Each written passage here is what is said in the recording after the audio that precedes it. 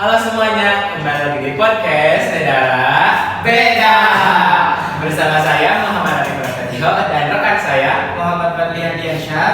Jadi di sini kita akan berbincang-bincang atau ngobrol-ngobrol santai ini dengan Hitmaster SMPN 2 Argapura, yaitu Bapak Yudi Hamdan Dardiri, SPD MPD. Halo Pak. Halo Pak, bagaimana Pak kabarnya? Jadi di sini Pak kita mau ngobrol-ngobrol santai ini, tanya-tanya ke Bapak gitu sebagai Hitmaster Nedara gitu, orang paling spesial di Nedara ini. Ya. Suatu kebanggaan juga nih bisa bertanya-tanya sama Bapak nih buat kita tersendiri di siang hari ini. Terima kasih Bapak telah meluangkan waktunya. Bapak, kapan sih Bapak diangkat menjadi Capsek di sini? Oke, Bapak ceritakan dulu pada saat pertama kali Bapak diangkat di sini ya. Sebelumnya terima kasih nih kepada anak-anakku tercinta yang selalu menginspirasi, dan Bapak ucapkan juga terima kasih kepada yang tentang fasilitas kita untuk bisa bercurhat ya. Bisa dibilang seperti itu sih. Bercurhat juga ini. Bapak tuh sebuah sebuah kebahagiaan bagi Bapak ditugaskan di sini pada saat tersebut di tanggal 14 Juli 2022. Bapak tidak menyangka bahwa Bapak akan ditugaskan di sekolah yang sangat asli dan hijau seperti ini. Karena dulu sebelum di Juni 2022, sekitar tahun 2019 atau 2018, Bapak pernah ngadain turis sama teman-teman ke sini. Oh pernah? Ya. Oh. 2018-an atau masalah sih, Bapak mengikuti tes ini di kepala sekolah, dan Bapak menemukan sekolah yang tidak akan disangka bahwa ini bakal menjadi tempat Bapak untuk bersama-sama dengan kalian ini. Ya, di sana. Bahkan pada saat Bapak dapat SK di 14 Juni 2022 itu, Bapak pun menyelusuri dari Google Maps. Karena tidak sama sekali tidak menyangka bahwa di sini ada sekolah gitu. Karena dari luar itu nggak kelihatan bangunannya kalau kita nggak masuk ke dalam itu seperti apa. Pada saat tersebut, pada saat masuk ke sini di sekitar tanggal 20-an, kebetulan Pak Kafi sama para pejabat memanggil Bapak. Sudah sekolah sebelum sekolah Nedara belum? Belum, hari itu belum. Bapak belum tahu tentang Nedara kan? Sudah dulu kan? Kenapa belum ke sana? Ada apa gerangan gitu? Karena pada saat tersebut Bapak sebenarnya lagi pelatihan. Itu hari setiap 15 hari lah. Itu hari 2 hari lagi Bapak akan menyelesaikan pelatihan. Jadi Bapak perlu ke sini. Dan ternyata ya Allah, jalannya sangat bagus sekali ya. Kayak di lagu Alin Jahbar itu mendaki gunung. Iya. Di sini setelah di sini Bapak ditemukan dengan kalian yang sampaikan. Terima kasih.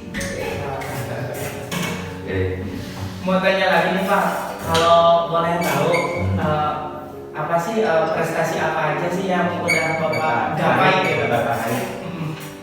Yang sudah diraih mungkin apanya? Perlu diceritakan ya? Boleh masih buat apa? Ya kita ingin mengenal Bapak. Siapa tahu kita terinspirasi. Iya, Keren sih saudara. Oke, di sebelum Bapak mengikuti tes seleksi kepala sekolah di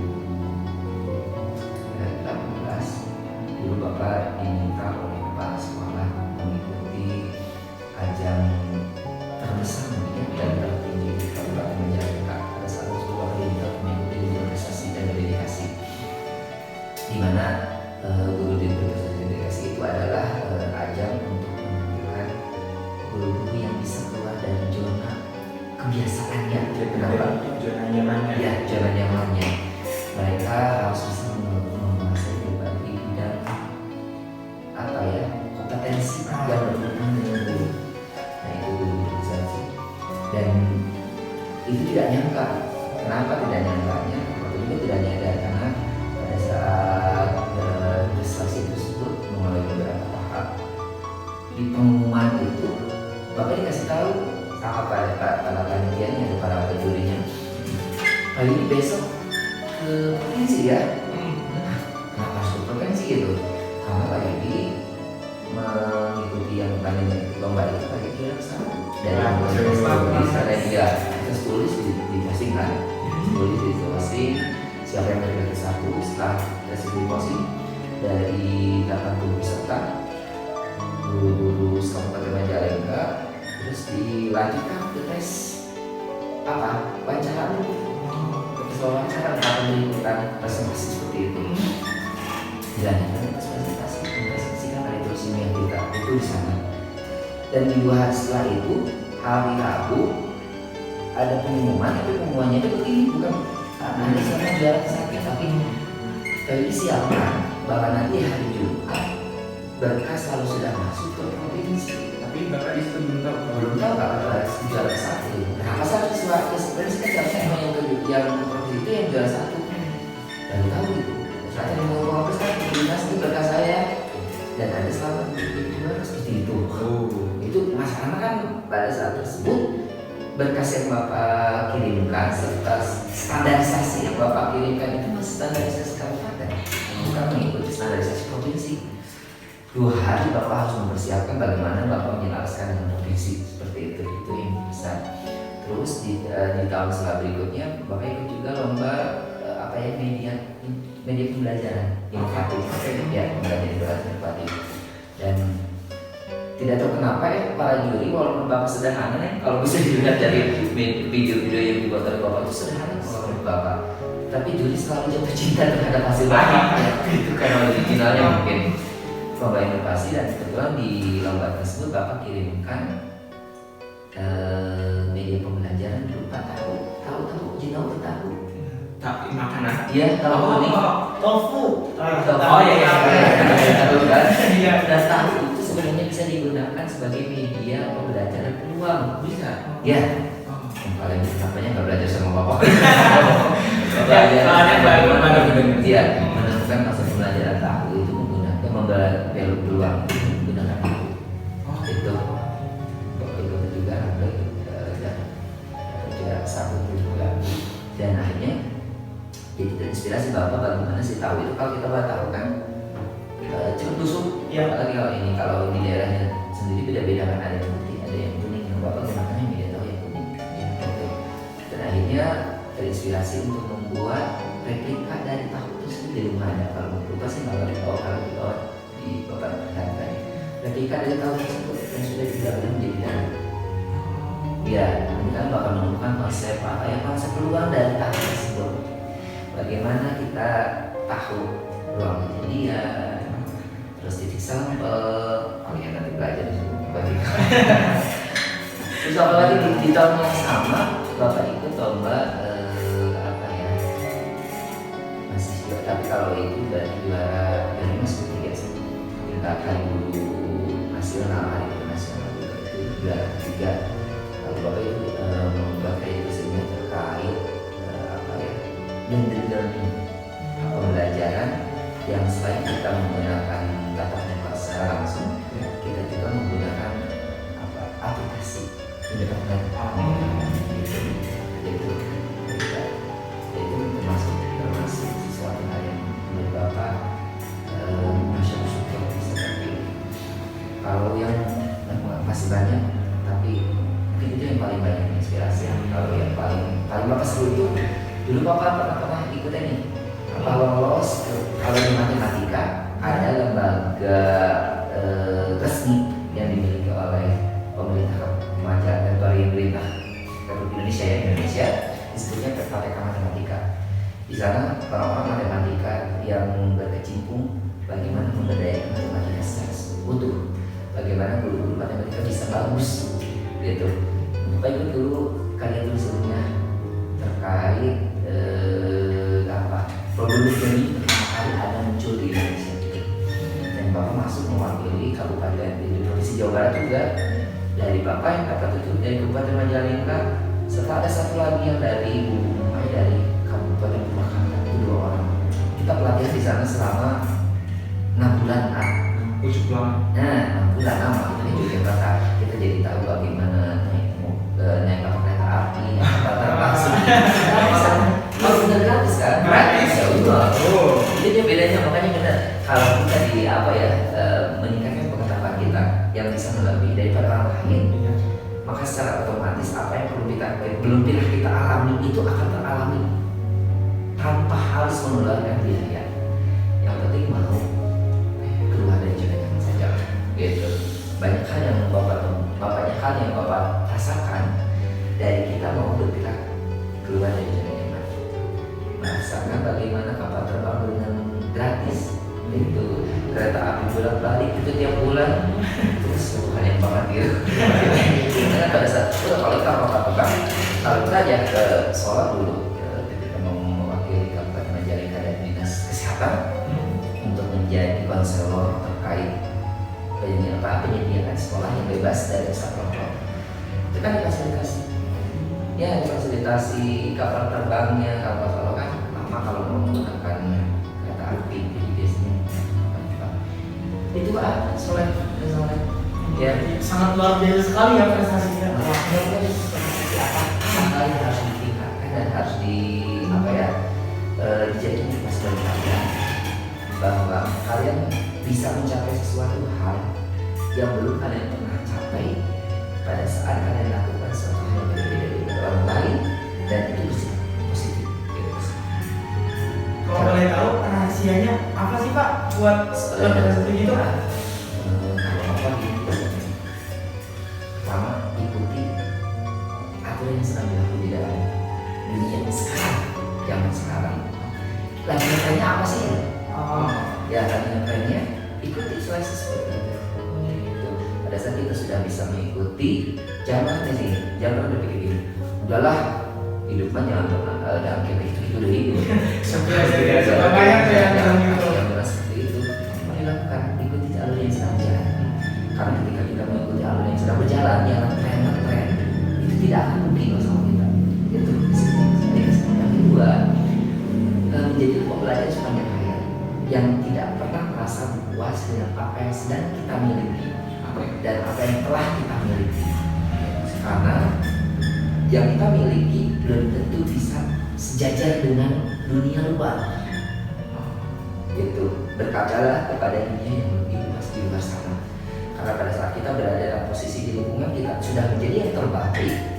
Kalau kita berkaca keluar itu tidak mungkin kita berada di yang terbaik. Ingat pepatah menyatakan bahwa di langit Masih ada langit. Gitu. Itu pada saat kalian sudah hebat sekarang, ini sudah capaian terbagus. Capaian terbagus jadi kita sudah bisa berkomunikasi dan kalian terlihat sangat lugas, ya sangat bagus dan sangat lihai. Coba lagi untuk menggali bagaimana proses seperti ini di luar sana. Ya, media sosial kah, atau berkomunikasi dengan orang lain, maka kalian akan menjadi lebih wah dan hebat seperti itu. Ya, oke. Nah sebelum kan sekarang Bapak di sini jadi kepala sekolah ya. Sebelum di sini apakah Bapak pernah menjadi kepala sekolah di sekolah lain? Ini adalah sekolah pertama Bapak. Kalau Bapak bilang ini kawah canda dibuka ya, kenapa itu kawah canda dibuka? Kawah canda itu berarti tempat pembojolkan diri Bapak untuk meningkatkan kapasitas Bapak dari emosi, dari sosial, dari kepribadian, dari manajemen. Ya kan kepala sekolah itu adalah manajemen, kalau bisa manajemen yang harus bisa mengelola seluruh apa yang ada di dalam sekolah tersebut. Potensi apa yang bisa dibangkitkan, guru-guru yang memiliki kekuatan seperti apa, lingkungan seperti apa itu. Bapak sebelumnya adalah guru matematika di SMPN di 2 Talaga. Ya, dari sini pada 1 jam. 1 jam. Iya. Kalau kadang-kadang kalau misalkan cuaca dalam posisi tidak bagus atau ngambil jalur di utama ke kota, bisa 1 jam. Ya, begitu soalnya. Tapi kalau dari Telaga ya ke sini jalan favoritnya paling Sekarang sesuai gimana? nanti banget Bapak pengen membuat video tentang perjalanan sekolah dari rumah ke sini gitu. Kenapa? Karena Bapak ngambil jalur itu biasanya ngambil jalur yang dari Kareo masuk ke Sangiang, itu wisata Sangiang, situ Sangiang. Oh iya. Ya, itu kan tempat wisata juga. Iya. Nanti setelah itu teh masuk ke Panyawulian, itu tempat wisata juga. Benar. Kan jalur indah Jangan kalau posisi gelap ya gelap bisa sama-sama. Jangan kayak kita masuk ke dunia langit yang hanya sendiri kita yang hidup di sana. Kalau sudah gelap seperti itu, Jadi merasa apa ya? Takut sendiri. takut nggak sih? Jadi takut. Oh, takut. Oh, kalau aku beda. Ya, masuk lagi ke setelah Evangelia kan kita aku mundur lagi, panjang lagi. Itu yang paling sangat mengasihkan ketika perjalanan mengapa disebut favorit, karena kita masuk ke alam yang hanya ada kita saja. Tapi kalau misalnya cuaca lagi bagus ya senang. Lihatnya senang juga karena bisa melihat bagaimana indahnya alam yang kita lalui seperti itu. Sekarang kan Bapak ini menjabatnya kira-kira pesan nih untuk Bapak untuk sekolah FMK di Bogor ini ke depannya itu bagaimana? Perlu diingat adik-adik anak-anak Bapak bahwa di sini itu kekuatan keluarganya sangat bagus sekali. Pertama kita lihat dari para guru ya, para guru di sini sudah bisa hidup menjalankan roda apa ya, pemerintahan. Kalau bilang bahwa pemerintahan SMP Negeri 2 Argapura itu berjalan secara uyunan, kalau bahasa Sundanya bahasa kerennya secara uyunan gitu. Tapi saya mengikuti jika hal tersebut bisa positif. Itu yang kedua, dari kaliannya anak-anak didik Bapak memiliki karakteristik yang berbeda, memiliki potensi yang berbeda, memiliki kekuatan yang berbeda, dan selalu sedia pada saat diajak, hayo kita tingkatkan, hayo kita gerakkan, hayo kita majukan sekolah kita. Program-program yang ada di sekolah, ya, program yang ada di sekolah SMP 2 Argapura itu sudah bisa menjelaskannya tanpa harus, misalkan kalau kebanyakan yang Bapak rasani, kebanyakan sekolah itu kalau pembina OSIS misalkan, atau kesiswaan, atau guru, atau kepala sekolah sebelum terlihat, terkadang kalian tidak terbiasa untuk bergerak. Tetapi di sini hanya Bapak bilang anak-anakku dulu dihadiri juga misalkan, hari ini adalah program Jungsi, membantu OSIS untuk menggerakkan. Jadi kalian sudah bisa langsung menggerakkan anak teman-temannya untuk bersama-sama melakukan program tersebut. Itu yang harus dilakukan. Kekuatan yang ada di sini. Kekuatan yang lain, kita bisa melihat bahwa lingkungan kita adalah lingkungan yang luas, tanah yang subur, ya, tanah yang subur. Terus yang satu mungkin kekurangannya kita air, tetapi bisa terhandle. Ya, oke, dan kita bisa menjalankan tanah yang subur itu. Bapak mengharapkan nanti di kemudian hari kita sudah menjalankan sih. Ada kebun sekolah kan, di depan kelas ada kebun sekolah. Jadi bisa disuntik juga sama memang sedikit. Kita sedang menanam apa di sana? Bawang. Oh iya bawang. Iya bawang sama kol atau banyak panennya itu. Itu bisa jadi kekuatan alam kita, kekuatan tanah kita bisa dijadikan sumber kita. Nanti diaduknya untuk tanah yang besar kita bisa bagus.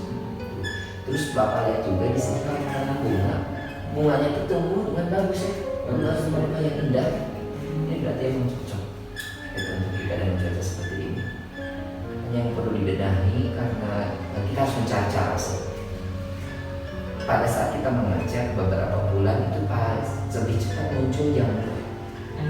Itu nanti kita bisa cari cara bagaimana si jamur tersebut menggunakan seperti apa supaya tidak cepat berubah warna. Itu warna dari kalian juga sangat bergerak. Tapi ini yang paling Bapak sering temukan yang berbeda dari kelas sekolah lain. Di sini anak-anak kelas OSIS ya, kelas misalkan kelas 9 ya, pada saat sudah menanggalkan predikat mereka menurut OSIS atau DPK atau apa, mereka selalu bisa berkolaborasi dengan adik-adiknya. Itu kekuatan yang sangat tidak bisa ditemukan dari sekolah lain. Seperti itu, ya kan? Kalian merasakan bagaimana kalian bisa memposisikan diri ketika menjadi OSIS, dan ketika pada saat sudah menanggalkan predikat OSISnya kalian tetap mau bekerja sama, berkolaborasi dengan adik-adik di rumah. Terima kasih Bapak ucapkan. Nah berarti kan Bapak itu kesan pertama kali menginjakkan kaki di SMA ini, kesannya gimana sih Pak? Yang pertama ya, Bapak tuh kan melihat pertama kali ini gimana?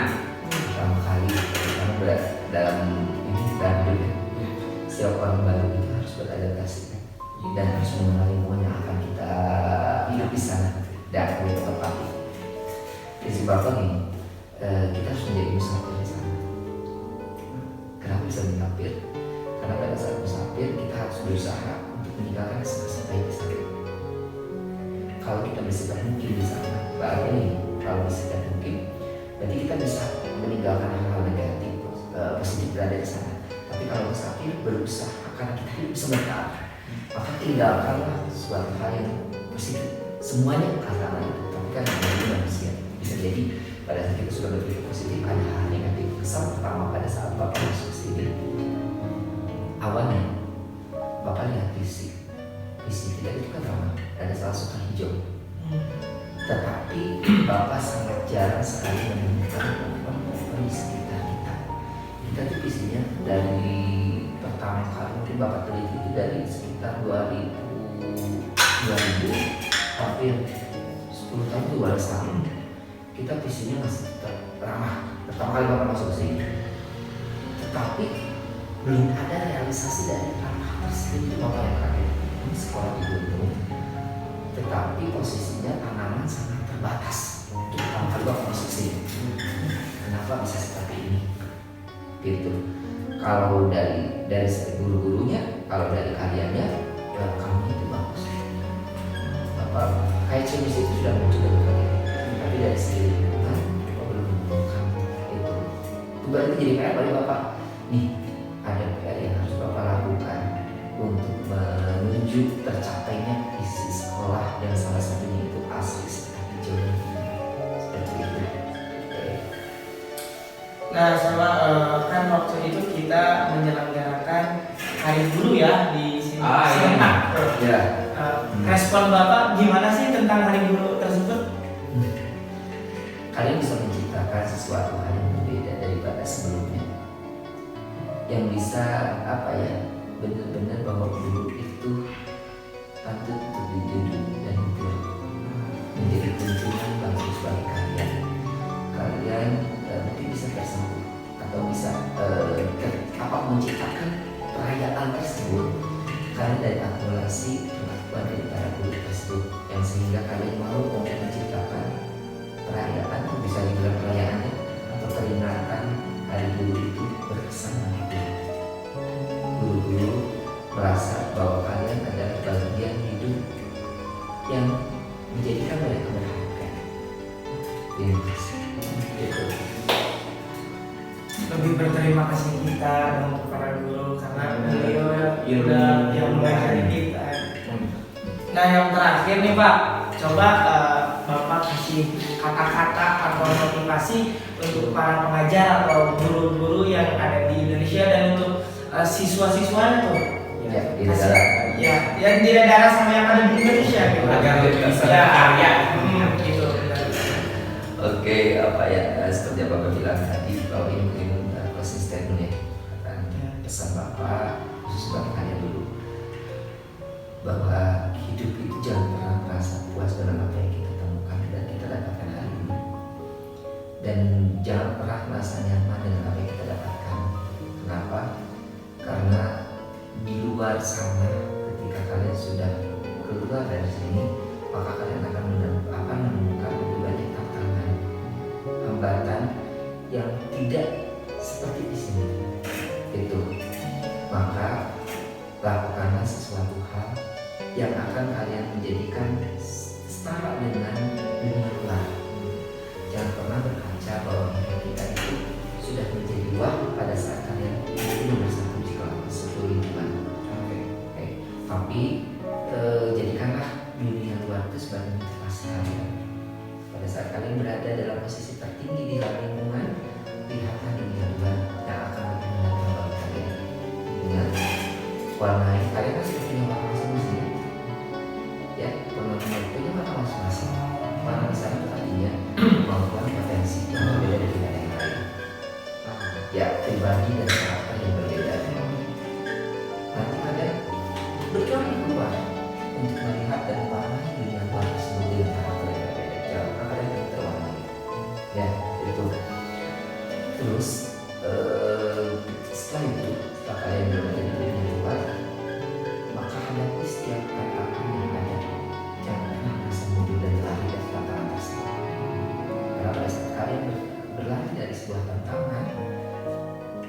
kalian berlatih, tantangan tersebut, tantangan yang sama akan terus datang pada kalian. Beda lagi kasusnya misalkan kalau kalian datang tantangan, selesaikan, cari solusinya, bercurhat kepada orang lain untuk menemukan solusinya, selesai masalah, kalian tidak akan pernah menemukan masalah atau tantangan tersebut karena kalian sudah ada itu. Tapi kalian nanti akan menemukan tantangan yang lebih indah daripada itu. Seperti itu. Maka hayu sebagai insan pendidikan, ya, negara harus berjuang. Akan beda-beda untuk selalu melakukan perubahan. Baik dari itu untuk dimulai dari pribadi diri kita sendiri. Ketika kita sudah mulai bergerak melakukan perubahan, mari kita bergerak untuk melakukan perubahan di lingkungan terkecil kita dengan cara menggerakkan teman-teman yang sefrekuensi dengan kita. Mari ajak kebaikan itu menjadi MLM ya, lebih level ini kebaikan yang akan mengajak terkait terus dan terkait untuk melakukan perubahan. Itu bergerak bersama itu lebih Indah. ya dan luar biasa ketimbang kalau bergerak sendiri. Ya, bergerak itu biasa. Dan kalau kita sudah bergerak bersama-sama, Luar biasa. Terima kasih. Wah, grogi banget ngobrol sama orang hebat ya. Kayak gimana tuh? Deg-degan gitu ya. Ya. Mungkin segitu aja ya kali, karena sudah cukup nih asupan motivasi menjadi terus membuat kita ini jadi tergerak gitu untuk melakukan suatu karya. Dan juga di episode ini banyak sekali kata-kata yang mungkin bisa menyentuh hati para penonton gitu. Benar. Karena kata-katanya itu yang mendalam banget, Iya. yang penuh dengan makna gitu. Baik, mungkin segitu saja ya Bapak ngobrol-ngobrol santai kita. Terima kasih sekali lagi telah meluangkan waktu. Sama-sama. Nah, mungkin segitu dulu ngobrol-ngobrol santai kita. Saya Muhammad Ridwan Prasetyo dan Saya Muhammad Ghani Heriansyah. pamit undur diri. Dadah. Dadah. Beda.